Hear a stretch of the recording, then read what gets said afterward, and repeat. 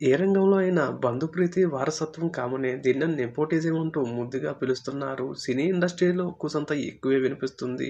అయితే ఈ నెపోటిజం వల్ల నష్టపోయిన వారిలో సీనియర్ నటుడు గిరిబాబు సైతం నేను కూడా ఉన్నానంటూ ఒక ఇంటర్వ్యూలో చెప్పుకొచ్చారు. అయితే చిరంజీవి గారి వల్ల తన కొడుకు కెరీర్ నాశనమైందంటూ వ్యాఖ్యానించారు. వివరాల్లోకెళ్తే గిరిబాబు గారు తాను సినిమాపై ఉన్న పిచ్చితో మద్రాసు రైలెక్కి ఎన్నో కష్టాలు పడి హీరోగా, విలన్‌గా, హాస్య నటుడిగా, క్యారెక్టర్ ఆర్టిస్ట్‌గా దాదాపు 600 పైగా సినిమాల్లో నటించానని, ఇక వీటితో పాటు 'దేవతలారా దీవించండి', 'సింహగర్జన', 'మెరుపు దాడి' వంటి మూవీస్‌కి డైరెక్టర్‌గా మారి నిర్మాతగా ఇలా అన్ని రకాలుగా సంపాదించిన డబ్బంతా పెట్టి తన కొడుకులైన రఘుబాబు గారిని, బోసుబాబులను ఇండస్ట్రీకి పరిచయం చేశారట. నిజానికి బోసును హీరోగా చేయాలనేది గిరిబాబు గారి మొదటి కలంట. అయితే అప్పటికే దర్శకుడిగా గుర్తింపు పొందిన గిరిబాబు గారు తాను అనుకున్నట్టుగానే కొడుకుని హీరోగా లాంచ్ చేసేందుకు అన్ని ఏర్పాట్లు చేసుకున్నారట.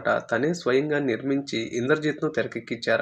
సరిగ్గా అదే సమయంలో మెగాస్టార్ చిరంజీవి గారు హీరోగా 'కొదమ సింహం' సినిమా కూడా చిత్రీకరణ దశలో ఉండటం ఆశ్చర్యకరంగా 2 సినిమాలు కూడా కౌబాయ్ జోనర్స్ కావడంతో ఇండస్ట్రీలో భారీ అంచనాలున్నాయి. యాక్షన్ చిత్రాలు తీయడంలో గిరిబాబు గారికి మంచి గుర్తింపు ఉండటంతో తన కొడుకు బోసుబాబు సినిమా కూడా ఇంద్రజిత్ కూడా మంచి హైప్ క్రియేట్ అయిందని సినిమాకు సంబంధించి రిలీజ్ డేట్ కూడా అనౌన్స్ చేసిన సమయంలోనే చిరంజీవి గారి 'కొదమ సింహం' మూవీ యూనిట్ సంబంధించిన కొంతమంది వ్యక్తులు గిరిబాబు గారితో ఇంద్రజిత్ మూవీని ఓ ప్రివ్యూ షోలో చూశారట.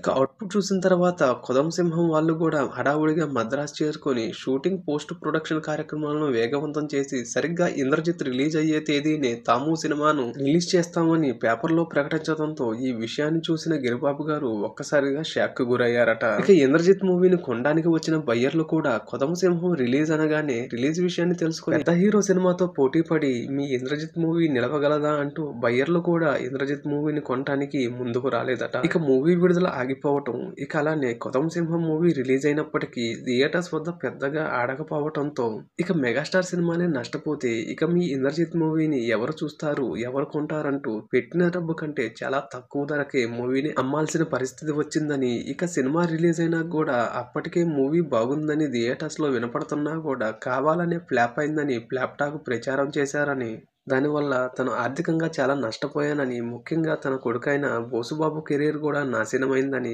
ఏది ఏమైనా గానీ సినీ ఇండస్ట్రీలో ఇలాంటివి జరుగుతూనే ఉంటాయని, సినీ ఇండస్ట్రీలో తనకంటూ అన్నలు, తమ్ముళ్ళు, బావలు, బావమర్దులు ఆ సమయంలో ఎవరూ లేరంటూ పరోక్షంగా కొందరిపై ఆయన వ్యాఖ్యలు చేశారు. అయితే ఈ మొత్తం ఎపిసోడ్లో ఎవరెవరి హస్తం ఉందని గిరిబాబు గారు చెప్పకనే చెప్పినట్టుగా గిరిబాబు గారు మాట్లాడారు.